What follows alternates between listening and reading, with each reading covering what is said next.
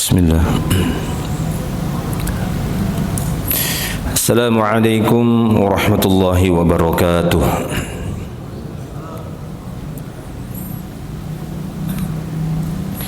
Innal hamdalillah nahmaduhu wa nasta'inuhu wa nastaghfiruh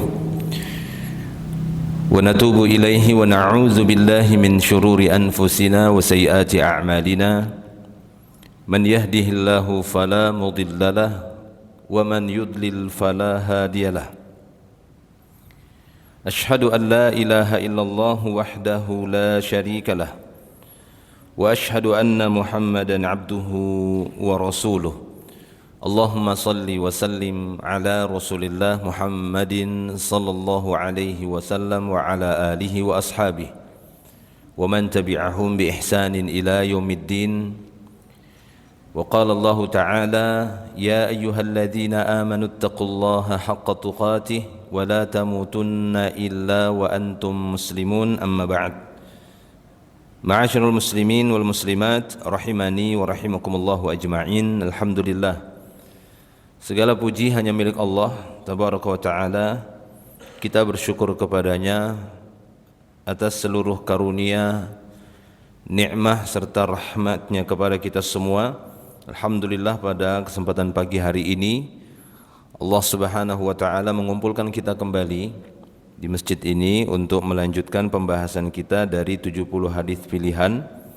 Dan insyaallah pada kesempatan pagi hari ini di waktu duha ini kita akan lanjutkan kembali penjelasan dari hadis yang kedua. Dan insyaallah kita akan bacakan hadisnya serta kita jelaskan secara ringkas kalimat per kalimat ataupun kata per kata yang memungkinkan nanti untuk kita jelaskan secara ringkas untuk memudahkan jamaah semuanya lebih memahami makna yang terkandung, baik itu secara bahasa ataupun nanti secara makna secara istilah syar'inya. Dan nanti akan kita bacakan pula apa yang disampaikan oleh penulis di sini dari petikan-petikan faidah, poin-poin faidah yang akan beliau sampaikan di akhir ya hadis ataupun setelah pembacaan hadis. Taib. Kita bacakan hadis yang kedua. Hadis yang kedua, an Abi Hurairah radhiyallahu an. Nanti sedikit biografinya akan kita bacakan, namun di sini beliau meletakkan urutannya itu setelah hadis ya.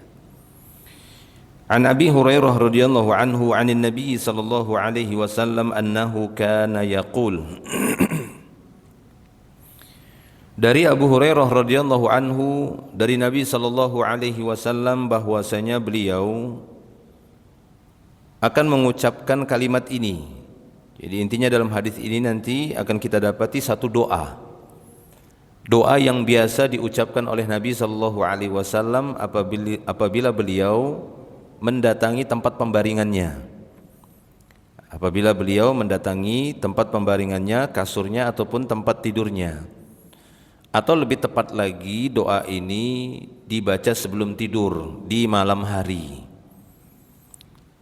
Maka siapa saja di antara kita nantinya yang ingin merutinkan doa ini, membacanya sebelum tidur ketika mendatangi tempat pembaringannya, maka sungguhnya dia telah mendapatkan satu keutamaan dari mengikuti sunnah Nabi sallallahu alaihi wasallam, dan pastinya di sana ada keutamaan yang lainnya dari doa ini. Dilihat nanti dari makna-maknanya, pastinya kita menginginkan agar Allah tabaraka wa ta'ala mengijabah doa tersebut yang diucapkan oleh seorang, baik itu dia secara doa ibadah ataupun doaul mas'alah yang bernilai pahala ibadah ataupun yang bisa menghilangkan masalah-masalah yang menimpa kita. Baik, kita lanjutkan. Jadi kata Abu Hurairah radhiyallahu anhu dari Nabi sallallahu alaihi wasallam bahwa beliau mengucapkan kalimat ini. Kapan beliau ucapkan? Idza awa ila firashihi, apabila beliau hendak berpindah ataupun beranjak ke tempat pembaringannya, firash, kasurnya, tempat tidurnya. Nah, dari sini juga kita dapati disukai bagi kita semua untuk berzikir. Iktsarul zikr atau zikron katsira, berusaha untuk memperbanyak zikrullah. Berusaha untuk memperbanyak zikrullah pada setiap aktivitas kita, terutama lagi ketika hendak tidur, karena aktivitas tidur, keterjagaan kita dan kesadaran kita itu sudah berkurang, bahkan hilang. Ya, kecil kemungkinan di antara kita bisa tetap waspada dalam kondisi sedang tidur. Maka hendaknya berusaha untuk membentengi diri kita saat kita dalam kondisi lemah, yang tidak bisa menjaga diri kita sendiri saat tidur. Betapa banyak kejadian demi kejadian itu menimpa sebagian orang ketika mereka sedang tidur, dari berbagai macam mara bahaya, baik itu yang ditimbulkan oleh sebab kejahatan manusia, hewan, ataupun dari kalangan jin, dari syaitan-syaitan yang mengganggu manusia. Ya, gangguan yang menimpa manusia itu bisa dari syaitan-syaitan dari kalangan jin, bisa juga dari manusia ataupun dari hewan-hewan di sekitarnya, di sekelilingnya. Maka iktsaru dzikr, dzikron katsira, memperbanyak zikir ini merupakan benteng bagi orang-orang beriman, di mana dia meminta kepada Zat yang Maha Kuasa atas segala sesuatu. Dia meminta kekuatan Allah Subhanahu wa taala yang meliputi segala sesuatu dan mampu menjaga segala sesuatu. Dia minta kepadanya agar menjaga dirinya, di mana dirinya akan memasuki satu waktu yang tingkat kesadaran dan kewaspadaannya berkurang. Ya, semakin dia terlelap, semakin berkurang kewaspadaannya, kesadarannya. Begitu benar-benar dia tertidur lelap, maka hilanglah sudah kesadarannya. Maka dia serahkan dirinya kepada Allah, penjagaannya kepada Allah Subhanahu wa taala. Nah, ini salah satu doa yang bisa diucapkan oleh seseorang sebelum dia tidur, sebelum dia mendatangi tempat pembaringannya. Walaupun di sana ada doa-doa yang lain, silahkan seorang memilih mana yang paling mudah dan mana yang paling baik untuk dia rutinkan. Dan semua zikir-zikir yang datang dari Allah Ta'ala ataupun dari Nabi-Nya Sallallahu Alaihi Wasallam, maka zikir-zikir itu baik, ya, selama sampainya kepada kita dengan riwayat ataupun dengan sanad yang terpercaya, sanad yang sahih ataupun yang hasan, maka boleh kita amalkan. Taib. Jadi kata Abu Hurairah radhiyallahu anhu dari Nabi sallallahu alaihi wasallam bahwasanya beliau mengucapkan kalimat ini, idza awa ila firashihi, apabila beliau mendatangi tempat pembaringannya, beliau mendatangi kasurnya, firashnya.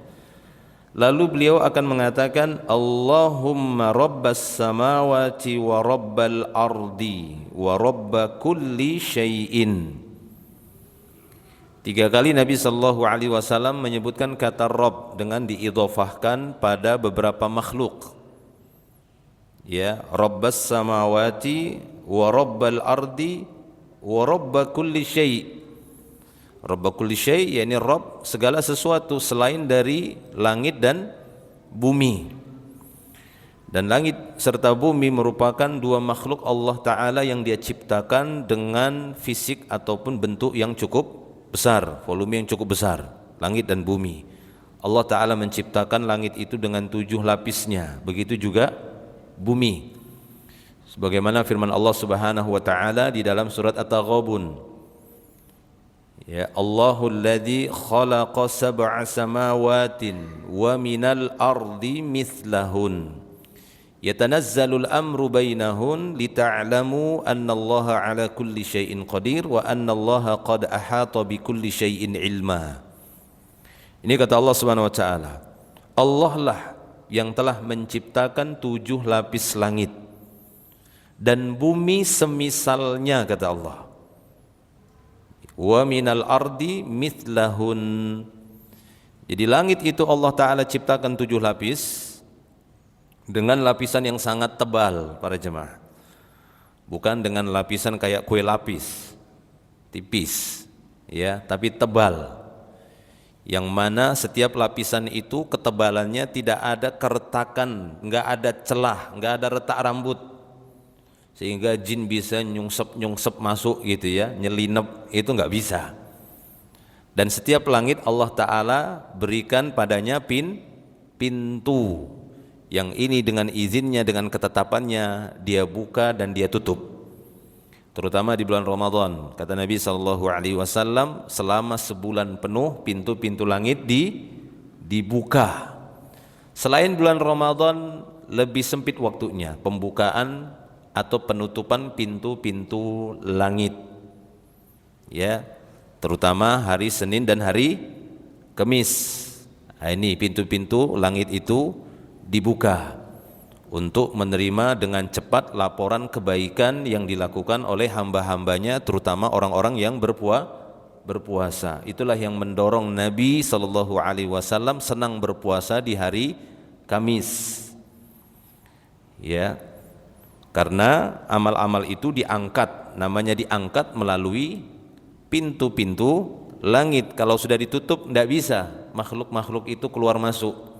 Langit yang begitu lebar itu Allah Ta'ala cipta itu dengan ketebalan yang mana dalam riwayat yang lain disebutkan seukuran 500 tahun perjalanan, ya, seukuran 500 tahun perjalanan. Ada yang pernah coba 500 tahun perjalanan berapa kilo? Nggak pernah coba ya.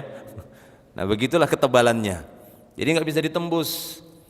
Malaikat saja harus melalui pintu-pintunya dengan izin Allah Tabaraka wa Ta'ala. Sebagaimana Nabi SAW juga bercerita tentang ruh orang-orang beriman itu akan terus dimasukkan dari setiap pintu. Beda halnya kalau ruh orang-orang kafir yang fajir, maka ditutup semuanya, nggak boleh dia naik ruh itu, ya. Taib ya. Jadi Allahul ladzi khalaqa sab'a samawatin wa minal ardi mithlahun. Allah menciptakan 7 lapis langit. Ini Allah Subhanahu wa Ta'ala. Makna Rabb ini banyak ya. Makna Rabb itu bisa khaliq, maknanya pencipta, dan ini yang paling utama. Makna Rabb adalah pencipta. Ya, makna Rabb juga bisa bermakna mudabbir, murabbi, yang mengatur, yang mendidik semua makhluknya sehingga mereka tahu tugas-tugasnya. Yang menurunkan perintah tadi, yatanazzalul amru bainahun, ketika Allah mengatakan Allah lah menciptakan 7 lapis langit dan bumi semisal langit, maksudnya dalam sisi lapisannya 7 lapis bumi juga. Nah, begitu juga bumi ada lapisannya dia ke bawah. Cuma bedanya kalau langit itu lapisannya ke atas, bumi lapisannya ke bawah. Semakin ke bawah ada lapis bumi yang 7 paling ujung, paling bawah. Ya. Yatanazzalul amru bainahun. Perintah Allah itu turun di antara 2 makhluk tadi, langit dan bumi. Itulah makna Rabb di sini. Allahu Rabbas samawati, ya Allah, kaulah Rabbas samawat yang 7. Kamu semua penciptanya itu. Kamu juga murabbinya. Ahlus samawat, penduduk langit. Siapa penduduk langit para jemaah? Ada yang kenal? Penduduk bumi ada yang kenal? Siapa penduduk bumi? Manusia, hewan-hewan, ya. Tapi dia tidak dikatakan mukallaf gitu, tapi yang mukallaf itu adalah manusianya. Tapi kalau untuk ahlus sama itu malaikah. Yang sayyidul malaikah, pemimpinnya malaikat adalah malaikat Jibril alaihi salam. Di mana malaikat Jibril alaihi salam untuk tugas penurunan wahyu dia sudah pensiun. Karena tidak lagi penurunan wahyu. Tugas dia dengan tugas yang lain. Di antaranya ayat-ayat yang mengatakan turunnya ya malaikatu warruh. Banyak para ahli tafsir mengatakan ar-ruh di situ maksudnya malaikat Jibril, seperti menurunkan perintah Allah pada malam Lailatul Qadar untuk ketetapan semua manusia selama 1 tahun. Apa yang terjadi pada diri mereka itu ditetapkan di malam itu, Lailatul Qadar. Yang turun bukan malaikat saja, tapi ruh yang dimaksud di situ Jibril alaihissalam. Taib. Jadi Nabi SAW dalam doa ini memanggil dan sambil memuji, ya Allah, Rabbas samawat, wahai Allah, Rabbnya 7 lapis langit, dipanggil sama Nabi. Inilah dia ibadah para jemaah, memanggil zat yang paling besar, yang paling berkuasa atas segala sesuatu, zat yang mencipta, yang mendidik, mengatur, mudabbir, yudabbirul amra minas samai ilal ardi thumma ya'ruju ilaihi fi yaumin kana miqdaruhu alfasanatin mimma ta'uddun. Dalam surah Sajadah, yudabbir, Allah lah yang ngatur segala urusan. Dia ngatur segala urusan para jemaah. Ini dipanggil oleh Nabi, wahai Rabb yang mengatur segala urusan di langit, wahai Rabb yang mengatur segala urusan di bumi, yang menciptakan langit dan yang mengatur malaikat semuanya, atau makhluk yang ada di langit selain dari malaikat. Ada makhluk-makhluk yang lain? Ada, seperti matahari, bulan, bintang. Nah itu di atas kita, ya. Ataupun wama bainahuma, ya, seperti doa kita, zikir kita setelah bangkit dari ruku'. Sami'allahu liman hamidah, Rabbana lakal hamdu mil'a samawati wa mil'a al-ardi wa ma bainahuma wa mil'a ma syi'ta min syai'in ba'd. Itu. Ini Masya Allah ya. Kadang-kadang kalau saya pribadi tingkat kesadaran itu sangat tinggi, ya, fokusnya sangat tinggi sambil memahami maknanya, itu lain rasanya. Kecuali ya pikiran kemana-mana, ini jalan. Itu seringnya, ya enggak? Pengalaman antum kan? Sami Allahu liman hamidah. Pikiran kemana-mana, mil as-samawati mil ardi wa ma bainahuma. Padahal kalau dihayati, difahami, fokus ke situ, itu bisa bergetar kita. Ya, bisa enggak kuat kita berdiri itu karena pujian Allah. Ya Rabbana laka alhamdu, wahai Rabb kami, segala pujian itu punyamu saja. Seberapa besar? Sepenuh langit. Berapa volumenya langit itu? Mil as-samawati. Tahu volume langit? Tidak tahu kita. Volume ruangan, kan tahu ya, rumus menghitung volume ruangan tahu kan? Panjang kali lebar kali tinggi, kan begitu. Dapatlah itu. Ya, ya udah ukur aja panjang kali lebar kali tinggi itu berapa volumenya. Sepenuh itu pujian untuk Allah. Wah, besar sekali. Allahu Akbar. Itu kita berikan untuk dia. Rabbana laka alhamdu, wahai Rabb kami, pujian untukmu saja. Seakan-akan Allah mengatakan, sebanyak apa? Kan begitu. Mil as-samawati wa mil al-ardi wa ma bainahuma wa mil amasyita, dan sepenuh yang kau hendaki Allah. Karena kita enggak kuat mau sepenuh apa lagi, ya kan? Kita enggak sanggup lagi mau sepenuh apa kita berikan kepada Allah dari bentuk pujian tadi. Wa mil amasyita, sepenuh apa yang kau hendaki Allah. Jadi volume ruangan alam jagat raya ini Allah yang lebih tahu para jemaah. Kita saja sampai hari ini manusia yang dikatakan mereka ilmuwan, yang mereka meneliti pergerakan-pergerakan benda langit, mengukur jaraknya, belum selesai-selesai sampai sekarang. Masih saja mereka mendapatkan sesuatu yang baru, rahasia-rahasia yang ada di atas. Ini belum lagi yang ada di perut bumi. Allahu Akbar. Ya. Sampai sekarang saja masih berdebat para ilmuwan, bumi ini bulat atau datar, ada ujungnya, pinggirnya atau tidak, atau cuma keliling-keliling aja kayak kurah, kayak bola. Dan selesai-selesai. Kenapa? Ya terbatas kemampuan kita manusia. Ya, perdebatan di antara orang-orang yang terbatas, kan lucu jadinya. Nah, begitu ya. Makanya kalau kembali kepada keimanan, ya sudah, kita mengimani apa saja yang Allah Ta'ala kabarkan.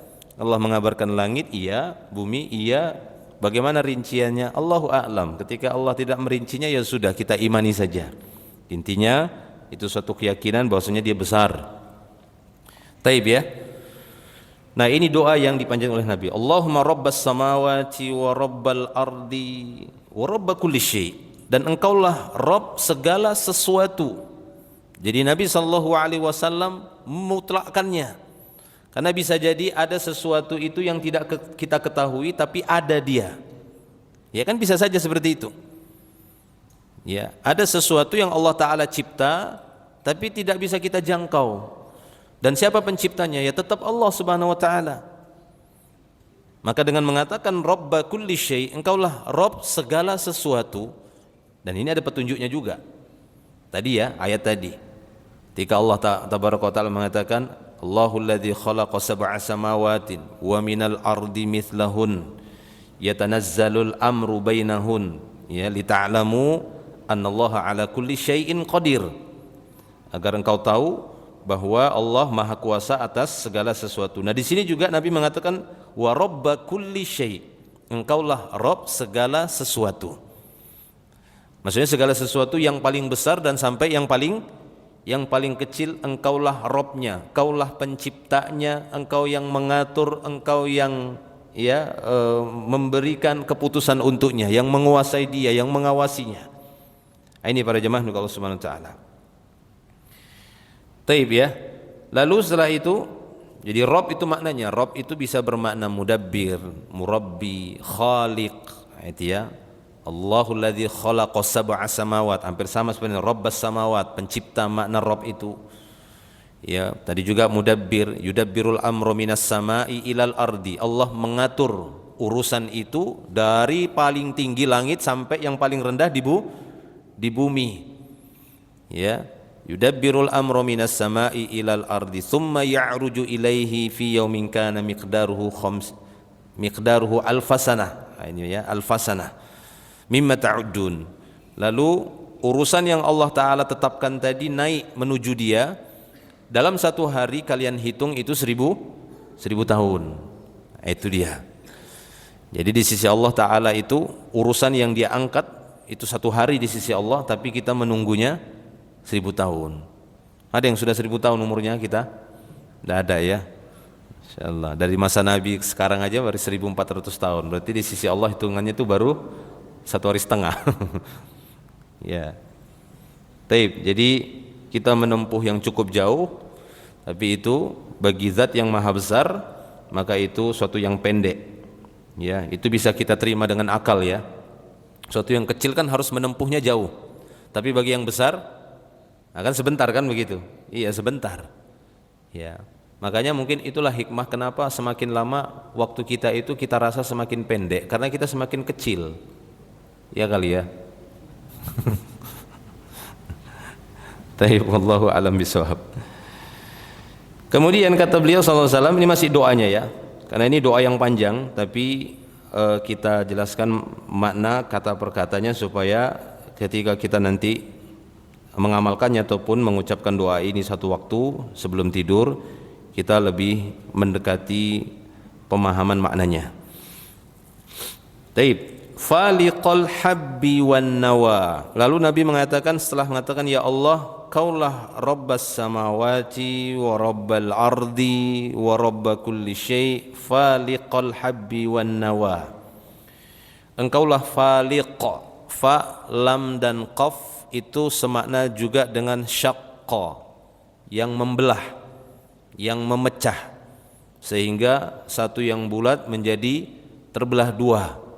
Nah, gitu ya, itu makna falaqa, syaqqa.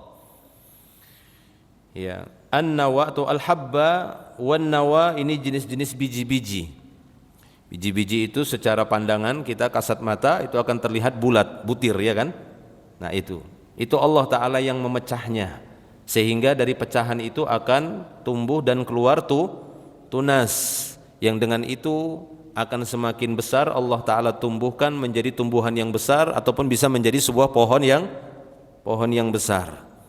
Nah, itu Allah Ta'ala.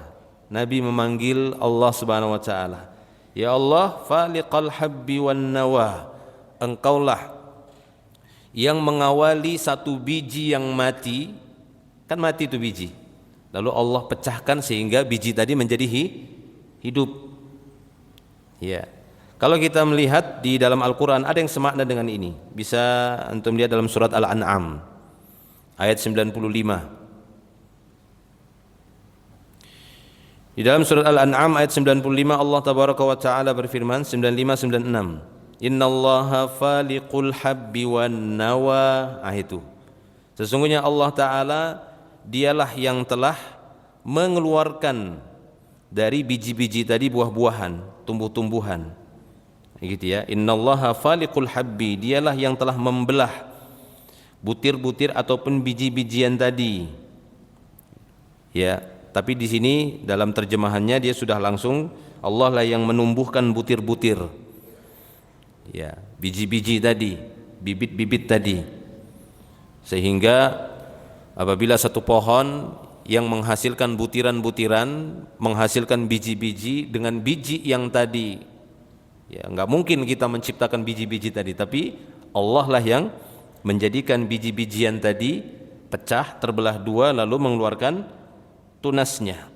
Lalu setelah itu Allah Ta'ala mengatakan Innallaha faliqul habbi wan nawa yukhrijul hayya minal mayyiti wa mukhrijul mayyiti minal hayy Dzalikumullah fa anna tu'fakun. Ini kata Allah.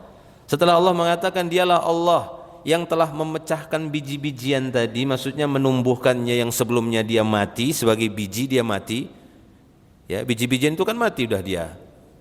Busuk kan gitu ya, udah membusuk dia. Tapi Allah mampu untuk menjadikan biji yang busuk tadi, yang mati, kemudian dia bisa hidup lagi.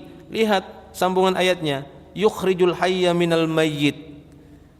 Al-Imam Ibnu Katsir dan beberapa ulama tafsir yang lainnya mengatakan, ya, kalimat yukhrijul hayya minal mayyit itu tafsiran dari faliqul hawa, faliqul habba wan nawa. Itu tafsirannya kata para ulama. Supaya kita tambah faham, maksudnya Allah lah yang menjadikan sesuatu yang hidup itu bisa mati, yang mati bisa hidup. Sebagaimana biji-bijian yang sudah terbuang dengan sia-sia, dilempar oleh manusia, enggak dipakai oleh manusia, Allah mampu menghidupkannya lagi dengan memecahnya lagi, lalu mengeluarkan tunasnya yang putih bersih, lalu dia berkembang terus besar dengan izin Allah tabaraka wa taala dan menumbuhkan lagi, mengeluarkan buah-buahan lagi, dan begitu seterusnya. Sehingga lanjutan dari ayat tadi, Innallaha faliqul habbi wan nawa yukhrijul hayya minal mayyit wa mukhrijul mayyiti minal hayy. Dialah yang telah mengeluarkan yang hidup dari yang mati, sebelumnya mati lalu bisa hidup, dan dia pula lah yang mengeluarkan yang mati dari yang hidup. Artinya ketika dia hidup, maka Allah mampu untuk mematikannya lagi. Ya, Dzalikumullah, demikianlah itulah Allah. Fa anna tu'fakun, lalu mengapa kalian masih juga berpaling dari Allah Subhanahu wa taala? Ini kata Allah. Lalu di ayat yang 96 selanjutnya kata Allah, faliqul isbah, dialah yang telah memecah, membelah waktu subuh. Qul a'udzu birabbi al-falaq, rabbul falaq, rabb al-falaq, Rabb yang memecah, maksudnya itu al-falaq subuh, yang memecah, yang memisah antara malam dan siang. Paham ya? Nah itu dia. Jadi begitu bahasa itu dalam bahasa Arab juga gitu ya. Al-falaq itu bisa maknanya subuh. Rabbul falaq, rabbus subuh, Rabb yang memisah. Nah kalau dalam ayat ini falikul isbah, dialah Allah yang memisah waktu subuh dengan waktu siang, waktu malam dengan waktu siang dipisah dengan subuh. Nah dia. Jadi dikatakan falikul isbah, Rabbul falaq. Qul a'udzu birabbil falaq. Katakan ya Muhammad, aku berlindung kepada Rabb al-falaq, Rabb yang menciptakan waktu subuh. Dan subuh dikatakan falaq, pemisah, karena dia memisahkan malam dengan siang. Faham semua ya? Taib. Nah itu Allah Ta'ala sebutkan. Jadi ini senada dalam potongan kalimat hadis yang kita bahas. Wa ja'alal laila sakanan, Allah lah yang menjadikan malam itu sebagai ya waktu istirahat sebagai istirahat kalian. Wasyamsa wal qamara husbanan, Allah menjadikan matahari dan bulan sebagai cara untuk menghitung kalian, sehingga kita tahu menghitung bulan, tahu menghitung hari. Kita tahu bahwasanya hari itu sudah selesai, siang sudah selesai dengan tenggelamnya matahari. Kita sudah mengetahui bahwasanya malam itu sudah berlalu ketika fajar shadiq sudah muncul ataupun subuh. Dan kita tahu bahwasanya secara totalitas siang itu dimulai dengan terbitnya matahari dan begitu seterusnya. Taib, dzalika taqdirul azizil alim. Demikianlah itu ketentuan yang maha kuasa lagi maha mengetahui. Itu dari surat Al-An'am ayat 95-96. Itu senada dengan kalimat-kalimat yang beliau sampaikan dalam hadis ini. Ya. Kita lanjutkan doanya. Allahumma rabbas samawati wa rabbal ardi wa rabba kulli syai'in faliqal habbi wan nawa. Nabi memanggil Allah tabaraka wa taala dengan sebutan faliqal habbi wan nawa, zat yang membelah ataupun memecah biji-bijian sehingga menjadi tumbuh-tumbuhan yang bisa diambil manfaatnya ataupun dikonsumsi hasilnya oleh manusia. Selanjutnya Nabi mengatakan munzilat Taurati wal Injili wal Qur'anil azim. Ya Allah, engkaulah yang menurunkan Taurat, yang menurunkan Injil, yang menurunkan Al-Qur'an Al-Azim. Ya, dari kalimat ini kita menambah ataupun menambah keyakinan pada kita, sehingga beliau masukkan ini dalam kalimat-kalimat doa. Ini menunjukkan bahwa sebelum Al-Quran sudah ada kitab-kitab yang Allah Ta'ala turunkan. Di antara yang sering disebut juga dalam Al-Quran adalah Taurat dan Injil. Ya, ada juga Zabur, atau secara umum yang tidak disebutkan nama-namanya, maka secara umum dia dikatakan lembaran-lembaran. Ya, dia dikatakan lembaran-lembaran. Seperti Ibrahim, apa nama kitab yang diturunkan kepadanya? Tidak disebutkan namanya, akan tapi hanya disebutkan lembaran. Kepada Nabi Musa apa nama kitabnya? Taurat. Tapi ketika Allah Subhanahu wa taala menyebutkan keduanya di dalam surat Al-A'la, suhufi Ibrahim wa Musa, kata Allah. Lembaran-lembaran Ibrahim, lembaran-lembaran Musa. Lembaran-lembaran yang diberikan kepada Nabi Musa apa namanya? Taurat. Ya kan? Dalam ayat ini disebutkan Taurat. Tapi lembaran-lembaran kepada Nabi Ibrahim enggak disebutkan secara jelas apa namanya, tapi ada, hanya secara umum disebutkan sahifah atau jamaknya suhuf. Ya, lembaran-lembaran. Ya, jaridah, koran. Ya, sahifah bisa juga maknanya koran kalau dalam bahasa kita sekarang kan begitu. Taib ya, itu dia. Munzilat Taurati wal Injil wal Qur'anil azim. Ya Allah, engkaulah yang menurunkan Taurat, engkau yang menurunkan Injil, dan engkaulah yang menurunkan Al-Quran yang agung ini. Maka di dalam doa ini menambah keyakinan kita terhadap keimanan terhadap kitab-kitab Allah, dan itu salah satu dari rukun apa? Iman apa Islam? Iman. Saya pernah lihat potongan-potongan video, ada semacam eksperimen itu ya, untuk generasi-generasi sekarang ditanya rukun iman tidak tahu, rukun Islam tidak tahu. Ini ya kalau tadi ditanya Pancasila tahu ya gitu. Jangan sampai Islamnya nggak tahu, masa rukun Islam tidak tahu, rukun iman itu kan suatu yang gampang lah. Tapi ya salah satu dari rukun iman, dan tu'mina billahi wa malaikatihi wa kutubihi wa rusulihi wal yawmil akhir wa tu'mina bil qadari khairihi wa syarri. Kau beriman kepada Allah, beriman kepada malaikat, beriman kepada kitab-kitab. Jadi semua kitab-kitab yang Allah Ta'ala turunkan kepada setiap Rasul kita imani, baik yang disebutkan namanya atau tidak disebutkan namanya, atau hanya disebutkan lembaran-lembaran saja. Taib. Lalu setelah itu sambungan dari doa Nabi, a'udzubika min syarri kulli dabbatin anta akhidun binasiyatiha.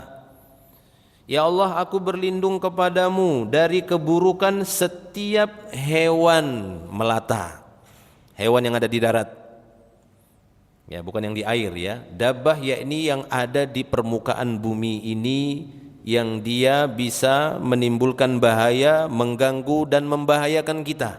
A'udzubika min syarri kulli dabbatin anta akhidun binasiyatiha. Kaulah yang memegang ubun-ubun hewan-hewan itu. Maksudnya apa memegang ubun-ubun ini? Yang menguasai. Ya, ada satu doa juga ketika kita berdoa kepada Allah, nasiyati biyadik, ya Allah ubun-ubunku ini ada di tanganmu. Ada itu doanya ya, tapi tidak kita bahas ini. Itu ada satu doa yang diajarkan oleh Nabi SAW, doa yang cukup panjang. Di dalamnya Nabi mengatakan, nasiyati biyadik, ubun-ubunku ada di tanganmu ya Allah. Ini sebuah ungkapan seorang hamba yang pasrah dengan penciptanya, dengan Robnya. Ya Allah, ya sudah ya Allah, nyawaku ada di tanganmu, ubun-ubunku ada di tanganmu. Silahkan ya Allah, ini kepasrahan namanya. Sehingga orang yang sudah pasrah seperti ini layak dia dikatakan orang yang bertawakal. Orang yang benar-benar bertawakal kepada Allah, Allah Ta'ala akan jamin kebaikan, kesuksesan rizkinya. Ya, wa may yattaqillah yaj'al lahu makhrajan wa yarzuqhu min haitsu la yahtasib. Ya, wa may yatawakkal 'ala Allah fahuwa hasbuh. Siapa yang bertawakal kepada Allah, sudah cukup Allah saja yang nolong dia, nggak perlu dia yang lainnya. Seorang hamba yang sudah benar-benar pasrah, tawakal kepada Allah, maka di kepalanya, di pikirannya, di pandangan dia, di hati dia nggak ada yang lain. Ya, yang dia jadikan sebagai sandaran, sebagai wakilnya memang benar-benar hanya Allah Subhanahu wa taala. Taib.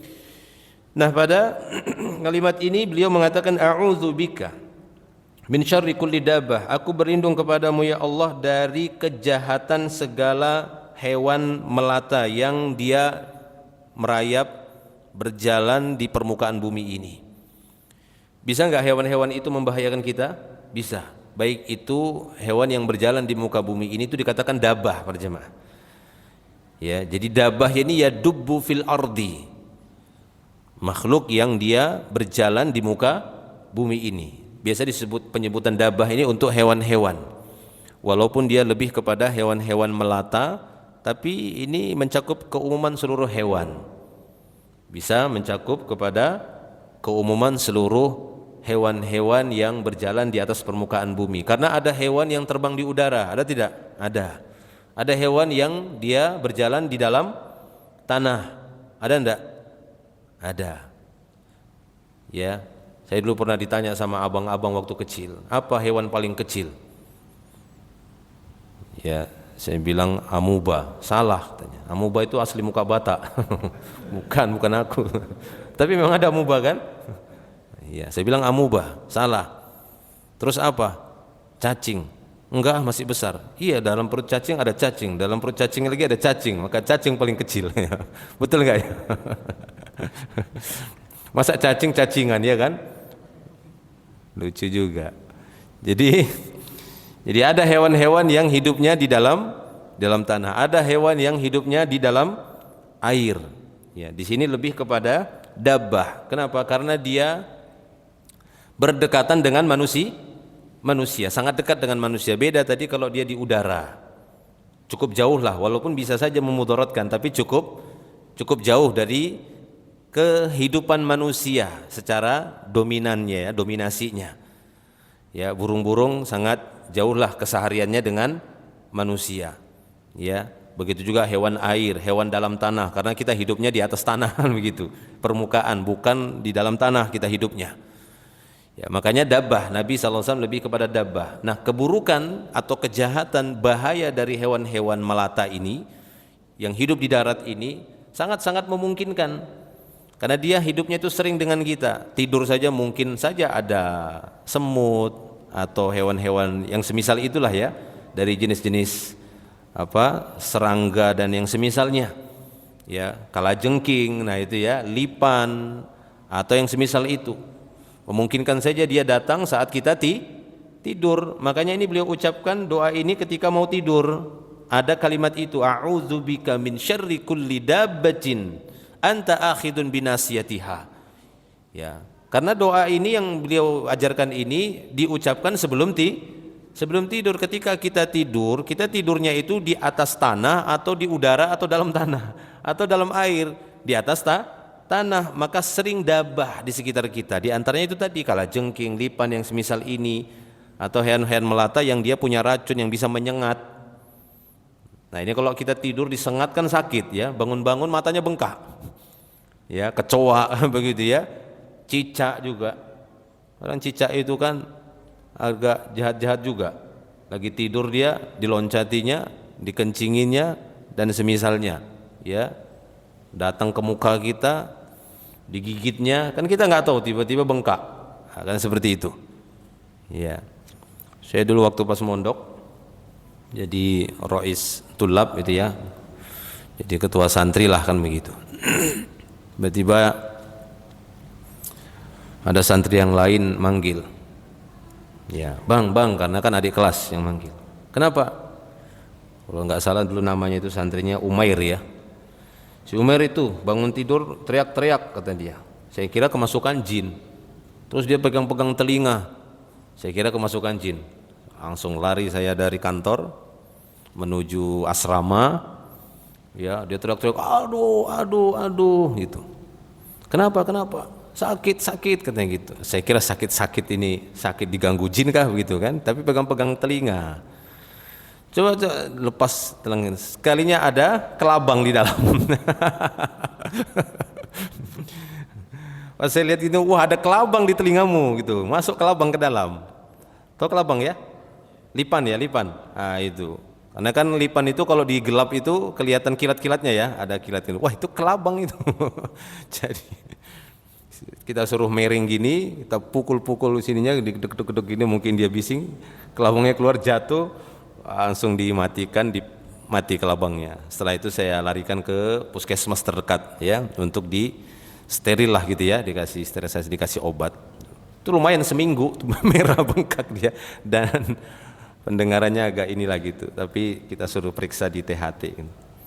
Jadi bisa masuk seperti itu. Saya seumur hidup baru kali itu melihat langsung itu, ternyata kelabang itu bisa masuk ke telinga. Nah itu, jadi hati kita kan tidak tahu di kasur itu, walaupun kita sudah menjaga kebersihan itu, ya namanya dabah, hewan yang memang hidupnya juga di daratan seperti itu, memungkinkan ada, dan itu setiap kita pasti pengalaman, kita udah bersih sebersih-bersihnya. Ya mungkin lantainya udah keramik, sudah kita dempul semua sudut ujung-ujungnya, ada juga dia, gitu, muncul juga dia. Kan kita takut apabila anak-anak kita itu tidur di lantai atau ketika main di lantai dia disengat ya oleh kelabang ataupun kalajengking. Nah wajar Nabi SAW ini ya memasukkan kalimat ini kenapa? Karena doa ini diucapkan sebelum tidur. Tadi kan di awal kata Abu Hurairah, idza awa ila firashihi, beliau apabila mendatangi kasurnya, tempat pembaringannya sebelum tidur, beliau baca doa ini. Ya, minta perlindungan kepada Allah tabaraka wa taala dari kejahatan dan keburukan hewan melata. Anta akhidun binasiyatiha. Engkaulah yang memegang ubun-ubunnya. Taib, lanjut. Antal awwalu falaysa qablaka syai'un. Lalu beliau memuji Allah, dan ini salah satu nama Allah. Salah satu Asmaul Husna adalah Al-Awwal. Ini bisa kita dapati juga secara komplit di awal-awal surat Al-Hadid ya. Ya. Huwal awwalu wal akhiru wal zahiru wal batinu wa huwa bikulli syai'in alim. Itu kata Allah. Itu di awal-awal. Ya, di awal-awal surat Al-Hadid. Dialah Allah al-awwal, al-akhir, al-zahir, al-batin. Wa huwa bikulli syai'in alim, dan Allah Maha mengetahui segala sesuatu. Nah, di dalam doa ini Nabi SAW juga mengajarkan 4 nama Allah Ta'ala tersebut, lalu memberikan sedikit penjelasan. Kalau dalam ayat tadi Allah Ta'ala tidak memberikan penjelasannya, Allah hanya menyebutkan huwal awwalu wal akhiru wal zahiru wal batinu wa huwa bikulli syai'in alim. Nah di sini Nabi SAW sedikit menjelaskannya. Antal awwalu falaysa qablaka syai'. Ya Allah, engkaulah yang maha awal, engkaulah yang maha mendahului, tidak ada sesuatu pun sebelum kamu. Ya, Tidak ada sesuatu pun sebelum engkau wahai Allah. Maka Allah tabaraka wa taala tidak ada yang mendahuluinya dalam hal yang pertama. Memang dia yang paling pertama. Lalu setelah itu Allah taala mencipta. Ya, dahulunya Allah Subhanahu wa taala dia wahid, dia sendiri, dia satu. Ya, tapi kesendirian Allah Subhanahu wa taala bukan aib. Karena dia tidak membutuhkan makhluk. Dia khaliq. Lalu dia menciptakan makhluk. Dia ciptakan makhluk yang paling besar adalah arsh, yang dia istawa 'alal arsh. Ya, dia istawa 'alal arsh. Dan Allah Ta'ala tidak membutuhkan makhluknya, karena dia al-awwal, dialah yang paling pertama dulunya. Walaisa qablaka syai', kata Nabi. Jadi maksud al-awwal, tidak ada sesuatu pun sebelum engkau ya Allah. Enggak ada sesuatu pun. Enggak ada langit, enggak ada bumi, enggak ada arsy, enggak ada alam. Karena alam ini adalah penyebutan untuk makhluk. Ya, dan Allah bukan alam, dan Allah bukan, ya, tidak butuh dengan alam, dia bukan bagian dari alam. Dan tidak perlu dirinci bahwasanya Allah tidak di dalam alam, tidak di luar alam, tidak di samping alam, enggak perlu. Intinya alam dan alamin, seluruh alam itu makhluk. Ya, Allah khaliq laisa minal alam. Allah itu penciptanya dan dia bukan bagian dari alam tadi. Sudah cukup seperti itu. Tidak perlu direpotkan lagi, dia enggak di dalam, enggak di luar, enggak di atas, enggak di bawah, enggak di tengah, enggak di samping, pusing kepala. Ya, cukup kita menetapkan apa yang Allah Ta'ala sendiri tetapkan untuk dirinya, udah selesai. Dia yang paling tahu tentang dirinya, kita enggak tahu tentang Allah. Kita saja enggak begitu tahu tentang diri kita, ya atau tidak? Kita aja kadang itu tidak terlalu tahu kita tentang diri kita. Ya, memang kita yang paling tahu tentang diri kita, tapi tidak kita ketahui secara keseluruhan. Kita saja masih bingung posisi ruh kita itu di mana. Masih bingung kita sampai hari ini. Di kepala kah, di tangan, di ujung jari kah? Ya kan? Di leher, di perut, di mana itu ruh kita itu? Yang apabila Allah Ta'ala memerintahkan malaikat maut untuk mencabutnya, maka udah kayak satu barang ataupun satu benda yang dicabut baterainya, kan begitu. Pok, nggak bisa lagi sudah. Bangkai sudah jadinya. Ketika ruh ini sudah dicabut dari diri kita masing-masing. Taib. Jadi masih banyak rahasia yang kita nggak tahu dalam diri kita sendiri. Lalu bagaimana kita mau menjangkau Allah? Malaikat aja kita sampai hari ini masih nggak ketemu, ya, nggak tahu gimana bentuknya. Jin saja nggak bisa kita lihat bentuk aslinya, ya, itu nggak bisa kita lihat. Makanya Imam Syafi'i dan yang lainnya mengatakan, siapa yang mengatakan bahwasanya dia melihat jin kafir, maka dia kafir. Ya, yang beliau maksud itu melihat jin dalam bentuk asli, bukan penjelmaan dia. Kalau penjelmaan dia, wah banyak, setiap negara beda-beda menamai penjelmaan jin tadi. Kalau Indonesia Gundurwo, Kuntilanak, Wewe Gombel, apa lagi? Nah, itulah kan begitu ya, antum paling tahu. Ya, taib ya. Jadi Nabi SAW mengatakan falaisa qablaka syai' ketika menyebutkan salah satu nama Allah Al-Awwal. Antal awwal walaysa qablaka syai'. Engkaulah yang maha pertama, maha awal. Enggak ada sesuatu pun sebelum engkau ya Allah. Allahu Akbar. Ya. Jadi enggak ada siapapun, apapun makhluknya enggak ada. Dulu dia sendiri. Nanti di sini mungkin beliau lebih menjelaskan lagi maknanya. Lalu Nabi mengatakan wa antal akhiru falaysa ba'daka syai'un. Dan engkaulah al-akhir, tidak ada sesuatu pun setelahmu ya Allah. Wa anta adh-dhahiru falaysa fawqaka syai'un. Engkaulah al-zahir, tidak ada sesuatu pun di atasmu. Enggak ada yang melampauin Allah.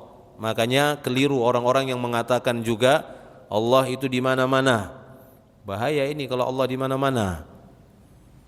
Ya, kalau sampai Allah Subhanahu wa taala di lantai 1, Anda di lantai 2, berarti batal ini.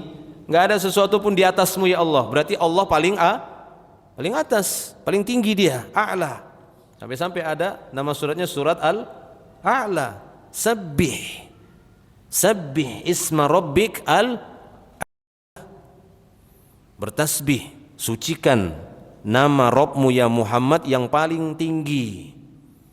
Tinggi Allah itu secara zat, sifat, ya, demikian juga makna-makna yang terkandung pada sifat Allah itu paling tinggi. Taib, ya.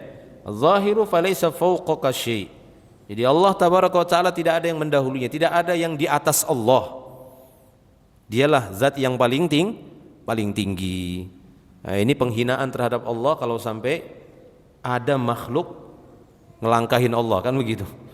Di atasnya dia. Nauzubillah. Wa antal batinu falaysa dunaka syai'. Engkaulah yang maha batin dan tidak ada sesuatu pun yang lebih rahasia darimu. Duna, ya, di bawah maksudnya lebih rahasia darimu. Lalu terakhir, setelah Nabi mengajarkan kita pujian-pujian untuk Allah dengan menyebutkan Rabbas samawati wa Rabbal ardi Rabba kulli syai' falikul habbi wan nawa munzilal taurati wal injil wal qur'anil azim a'udzu bika min syarri kulli dabatin anta akhidun binasiyatiha antal awwalu falaysa qablaka syai' wa antal akhiru falaysa ba'daka syai' wa antal zahiru falaysa fawqaka syai' wa antal batinu falaysa dunaka syai' iqdi anni dain, ya Allah lunasi hutangku. Ternyata itu akhirnya Nabi ngajarin kita, ya Allah lunasi hutangku. Masya Allah, ini satu solusi dari Nabi yang masih ada hutang.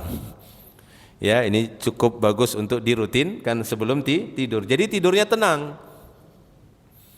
Ya, karena tidur itu bisa gelisah kan, dan tidak mendapatkan nikmat tidur. Kita membutuhkan tidur, Allah enggak butuh tidur, ya atau tidak?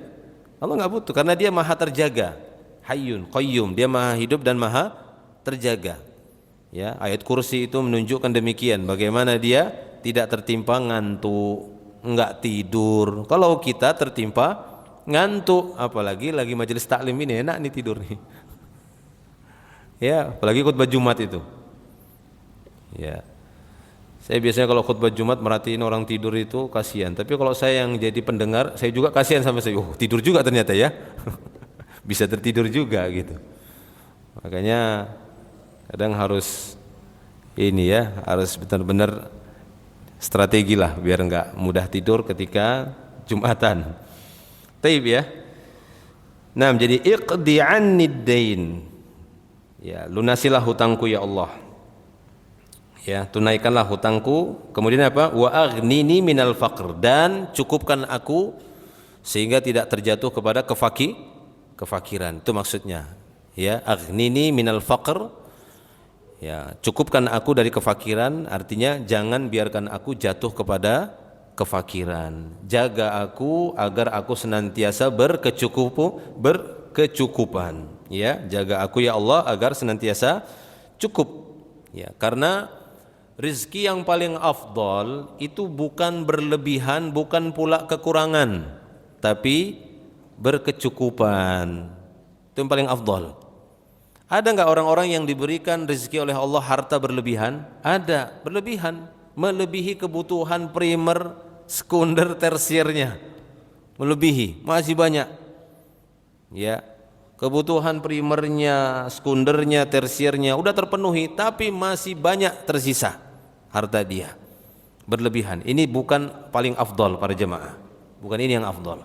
Ada juga yang kekurangan, jangankan sekunder, tersier, yang primernya saja kekurangan dia. Ini juga bukan keutamaan menjadi fakir yang seperti ini. Ya, yang utama apa? Tengahnya, biasa disebut dengan kafaf. Qad aflaha man aslama wa ruziqa kafafan wa qanna'ahu Allahu bima atah. Kata Nabi sallallahu alaihi wasallam, sungguh beruntunglah orang-orang Islam. Ini sebenarnya itu orang Islam. Kenapa? Diberi rizki yang kafaf. Kata Imam An-Nawawi, kafaf ini adalah rizki yang pertengahan, dan ini paling afdal, dan inilah sebenarnya rizki yang Allah berikan kepada Nabi Muhammad sallallahu alaihi wasallam. Beliau tidak berlebihan dan bukan pula orang fakir beliau, tapi berkecukupan. Cukup, kehidupan beliau itu cukup, ada tempat tinggalnya, bisa jalan-jalan juga naik kuda, kadang naik kuda yang bagus, kadang juga naik kuda yang biasa, kadang juga naik keledai. Ini cukup semua dirasain. Ya gitu ya. Pernah naik pesawat iya, pernah naik helikopter iya, tapi nggak punya pesawat kan, tapi pernah lah kalau gitu ya. Naik mobil iya, pernah naik sepeda iya, naik kereta iya, naik kapal laut iya, sudah semua pernah dirasain. Kan beda, kamu pernah naik pesawat? Enggak. Naik motor? Enggak. Naik sepeda? Enggak. Enggak ada apa-apa, enggak ada kendaraan. Naik kapal ini kan betul-betul fakir. Ya, terus kalau keluar kemana? Jalan kaki, begitu ya. Kenapa? Enggak ada uang untuk naik transportasi. Nah, ini fakir betul dia. Ya, maka pertengahan. Ya, itu yang lebih afdal. Taib ya, iqdi anni dain wa aghnini minal faqr. Tunaikan hutang-hutangku, lunasi hutangku ya Allah. Wa aghnini minal faqr. Nabi SAW ada hutang atau tidak? Ada. Beliau terkadang berhutang. Bahkan ketika wafat masih ada baju besi beliau yang tergadai. Ya. Ini maksudnya bukan keutamaan ya, oh ini sunnah berhutang, bukan. Ya, ada memang saat-saatnya Allah Taala ingin tampakkan ya pada Nabi SAW itu bagi kita supaya karena beliau adalah tauladan, beliau adalah contohnya. Ya, beliau adalah utusan Allah. Jadi harus ada sesuatu yang kita lihat. Kita jadikan tolak ukur. Ya. Bukan berarti Allah Ta'ala tidak sayang kepada nabinya. Seperti sakratul maut. Nabi SAW merasakan enggak sakratul maut? Merasakan juga. Padahal beliau adalah kecintaan Allah. Ya, Khalilur Rahman.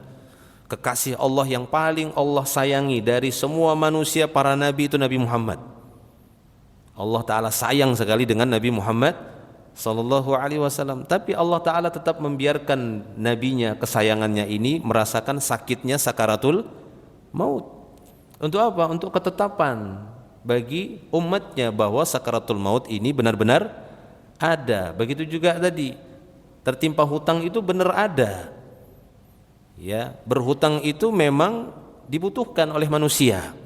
Bukan dinafikan dari Islam, bukan. Itu dibutuhkan oleh manusia.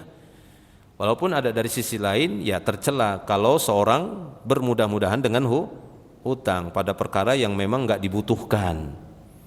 Ya, dia enggak membutuhkan itu tapi berhutang. Ya, tapi kalau dibutuhkan maka silahkan, ya. Taib. Itu para jemaah kalau Subhanahu wa taala kita bacakan di sini. Tadi terjemahnya sudah ya. Hadis ini disebutkan dalam Sunan Ibnu Majah hadis di nomor 3873 dan Sahih Muslim juga tercantum dalam hadis nomor 61 ya, kemudian 2713, dan ini lafal yang dipilih lafal dari Sunan Ibnu Majah, bukan dari Sahih Muslim ya, karena dia lebih lengkap. Al-Allamah Muhammad Nasruddin Al-Albani berkata tentang hadis ini sahih. Perawi hadis kata beliau, penulis di sini, Abu Hurairah. Abu Hurairah nama aslinya Abdurrahman. Nah ini ya, bapak kucing. Hurairah itu artinya kucing kecil. Hirrah aslinya Hirrah. Kemudian ditasghir menjadi Hurairah. Nah gitu ya, menjadi Hurairah. Dalam bahasa Arab itu bisa ditasghir, dikecilkan gitu jadinya. Jadi maknanya kecil. Tapi hati-hati mentasghir gini, ini bisa mencela dalam bahasa Arab. Rojul, laki-laki. Kalau ditasghir rujail, nah ini ejekan. Ya. Bisa juga dimaknai nanti apa? Cebol ya, apa namanya? Laki-laki kecil itu ya, ada yang dia. Nah, itu bisa jadi ejekan gitu ya. Tapi kadang-kadang itu maksudnya maknanya benar kecil gitu ya. Nah, seperti itu, bahasa Arab ada seperti itu, ada tasghir namanya. Nah, hirrah kucing. Bahasa Arab kucing itu ada beberapa macam, ada qittun yaitu ya, qittotun, cat kata orang apa Inggris ya, bahasa Inggris. Nggak tahu bahasa Arab apa bahasa Inggris duluan. Tapi di masa Nabi juga ada gitu ya, penyebutannya qit ya, qittun atau qittah. Bisa juga dia disebut dengan hir. Kalau betina hirrah, kalau jantan hir.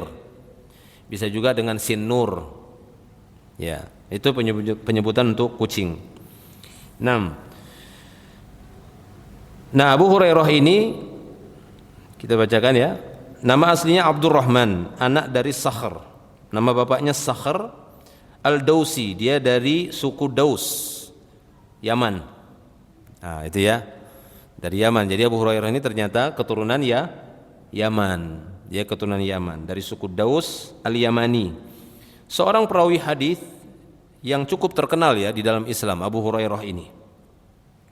Dia diberi kunyah dengan panggilan Abu Hurairah bapak kucing karena dia suka bermain-main dengan seekor kucing betina. Itu dia, bukan dia melihara kucing. Bukan, enggak ada secara khusus riwayat itu dia meliharain kucing kan begitu, bukan. Cuma dia sering didapati bermain-main dengan kucing betina. Makanya dia dengan menggunakan bukan Hurair tapi Hurairah. Nah, itu ya, Abu Hurairah. Adapun aktivitas Abu Hurairah ini di dalam mencari nafkah, dia mengembalakan kambing untuk keluarganya. Ini aktivitas dia selain mengikuti Nabi SAW, menghafal hadis.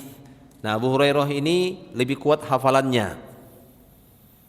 Ya, dibandingkan sahabat yang lain, ada sahabat yang lain itu yang mengimbangi Abu Hurairah, tapi dia lebih kuat menulis. Kalau Abu Hurairah itu lebih kuat hafalan. Makanya di antara wasiat ya Nabi SAW kepada Abu Hurairah, kata Nabi, hendaknya kamu witir sebelum tidur. Kenapa? Kenapa Nabi mewasiatkan kepada Abu Hurairah hendaknya kamu witir sebelum tidur? Karena Abu Hurairah sering bergadang. Ya, dia sering bergadang. Ya. Apa tujuan dia bergadang? Bukan cuma ngopi. Ya, atau cuma ngobrol atau semisalnya, bukan, tapi untuk menghafal hadis. Sehingga dia menghabiskan waktu malamnya itu sampai tengah malam, sampai ujung malam. Ya, sehingga Nabi SAW menyuruh dia witirlah sebelum tidur. Ya, supaya kamu tetap ada qiyamul lail. Ya, karena ciri orang soleh itu qiyamul lail para jemaah. Jadi usahakanlah untuk tetap jaga sholat malam, walaupun dengan witir saja. Karena sholat malam itu kan dua jenis, genap ganjil, syafa' dan water. Ya, genapnya boleh dua, boleh kita ulang-ulangi. Tapi kalau ganjilnya jangan ulang-ulangi satu, nggak boleh. La witrona fil lail, nggak boleh ada dua kali witir satu malam. Ya, nah maka Nabi SAW mewasiatkan kepada Abu Hurairah, walaupun kamu menyibukkan tolabul ilmi pada malam harimu, maka jangan lewatkan juga untuk sholat malam, walaupun dengan witir sebelum tidur. Taib. Jadi dia mengembalakan kambing untuk keluarganya. Ya, tetap dia mencari ma'isyah, ya, tetap dia bekerja. Masuk Islamnya Abu Hurairah ini ataupun Abdurrahman ini itu di tahun ke-7 Hijriah, sewaktu terjadi peristiwa penaklukan perkampungan Yahudi ataupun setelah perang Khaybar. Ya, setelah perang Khaybar yang setelah itu 8 Hijriah itu Fathu Makkah. Dia menyertai Nabi SAW selama 4 tahun. Makanya ada sebagian pembenci Islam berusaha menjatuhkan hadis-hadis yang bersumber dari Abu Hurairah. Mereka ingin menjatuhkan hadis-hadis yang bersumber dari Abu Hurairah dengan menuduh Abu Hurairah ini pemalsu hadis. Masa 4 tahun tapi hafal hadisnya ribuan? Enggak mungkin. Apa yang tidak mungkin? Allah Subhanahu wa taala memberikan kekuatan hafalan kepada ya hamba-hambanya, di antaranya Abu Hurairah radhiyallahu anhu. Walaupun cuma 4 tahun, akan tetapi di 4 tahun itu memang Nabi SAW masa-masanya mengeluarkan banyak ilmu, banyak kejadian, ya, sehingga banyak hadis yang dihafalkan oleh Abu Hurairah radhiyallahu anhu. Taib. Ia menemani beliau kemanapun pergi dan dimanapun beliau singgah. Nah itu dia. Ya, jadi ini keutamaan Abu Hurairah, kemanapun Nabi SAW diikuti sama Abu Hurairah, sehingga wajar saja banyak hadis yang didapati oleh sahabat Abu Hurairah ini. Taib. Ia bersungguh-sungguh dan intens dalam meriwayatkan hadis, memelihara ilmu ya dari Nabi SAW dengan ilmu yang banyak. Ia adalah sahabat Nabi yang paling banyak meriwayatkan hadis dari beliau. Dia meriwayatkan dari Nabi SAW sebanyak 5.374 hadis. Dan Abu Hurairah sahabat terbanyak meriwayatkan hadis, walaupun dia menemani Nabi hanya 4 tahun saja sampai Nabi SAW wafat. Ya, karena Nabi SAW wafat itu di tahun 11 Hijriah, memasuki tahun ke-11 Hijriah Nabi wafat. Kurang lebih Abu Hurairah hanya 4 tahun saja. Ya, akan tapi ini puncak-puncak terakhirnya kehidupan Nabi, maka ya memungkinkan sekali Nabi SAW, bahasa kita jor-joran, memberikan nasihat, ya, betul-betul dibanjiri dengan nasihat, sehingga Abu Hurairah pun mengumpulkan hadis tadi, dan setiap malam dia tidak sia-siakan untuk melengketkan hadis itu di kepalanya dengan menghafal. Karena itu tadi, ya, hikmah dari Allah Subhanahu wa taala, umur Nabi sudah semakin dekat. Taib. Dan beliau termasuk ahli fikihnya penduduk Madinah. Wafat di Madinah tahun 57 Hijriah dan dimakamkan di pekuburan Baqi'. Ya, jadi dia ada di Baqi'. Abu Hurairah kuburannya ada di Baqi', yang wafatnya tahun 57 Hijriah.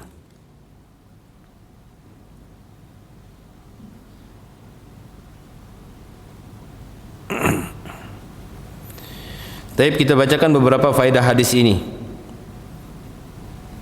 Beberapa faedah hadis ini adalah, yang pertama, wajib mengimani bahwa Allah adalah al-awwal, al-akhir, al-zahir, al-batin. Tadi sudah kita sebutkan. Nah, kita lihat penjelasan beliau sedikit tentang 4 nama Allah Ta'ala, ya. Ada al-awwal, al-akhir, al-zahir, al-batin.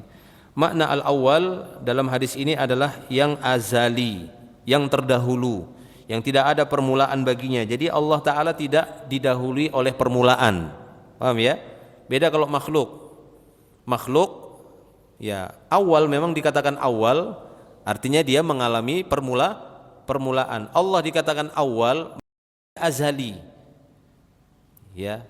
Nah, inilah dia sifat Allah Subhanahu wa taala. Artinya dia tidak mengalami permulaan. Awalnya Allah itu kecil, enggak ada seperti itu. Maha suci Allah. Ya, maha suci Allah. Jadi makna al-awwal harus kita fahami bahwa Allah tidak tertimpa permulaan. Dia memang sudah ada dari dulu, azali namanya. Taib ya. Tidak ada permulaan baginya, maka tidak ada sesuatu pun yang mendahului Allah Subhanahu wa taala, maka hanya Allah semata, tidak ada yang lain selain Dia pada waktu itu. Ya, Dia sendiri.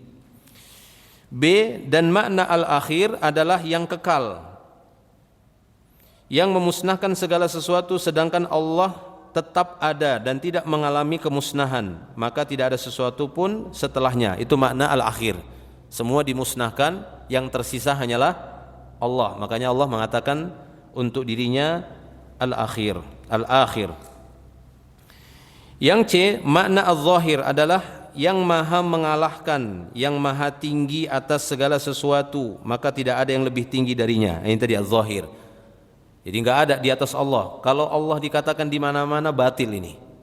Karena konsekuensinya berarti ada yang di atas Allah Subhanahu wa taala. Tapi kalau pengawasan Allah ada di mana-mana, ini benar. Mau dimanapun makhluk itu, Allah mampu menjangkau dia dan mengetahui seluk-beluknya keadaan kondisinya. Ini benar.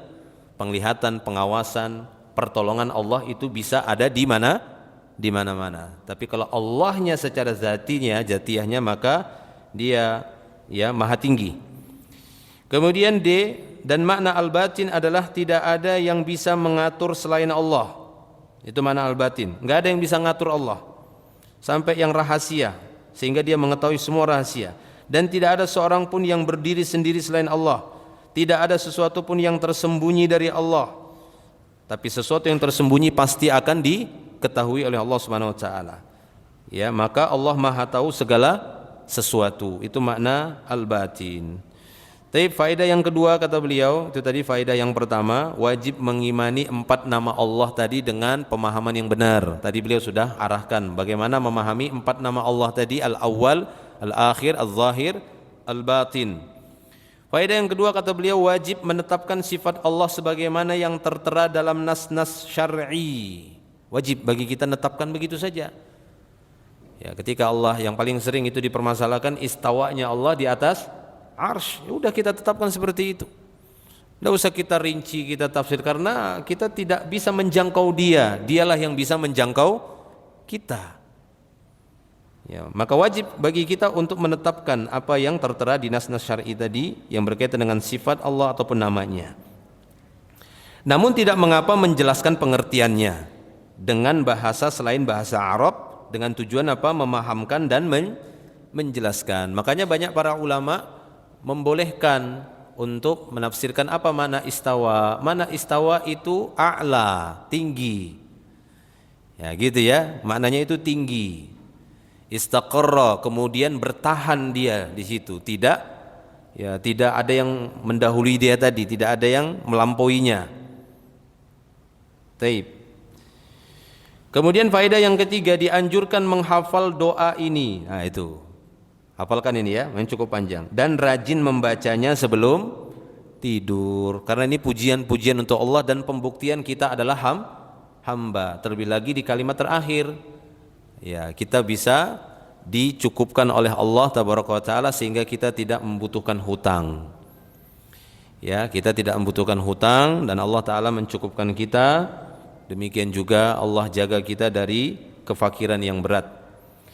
Dan yang terakhir, yang keempat kata beliau, hadis ini adalah dalil bahwa Allah Azza wa Jalla adalah Rabb semesta alam, Tuhan semesta alam, maka Tuhan seluruh makhluk adalah Allah Subhanahu wa taala yang juga disebutkan di awal Al-Fatihah, Rabbul Alamin. Ya, dialah Rabb seluruh alam. Wallahu a'lam bishawab. Ini hadis yang kedua yang bisa kita jelaskan pada pertemuan kali ini.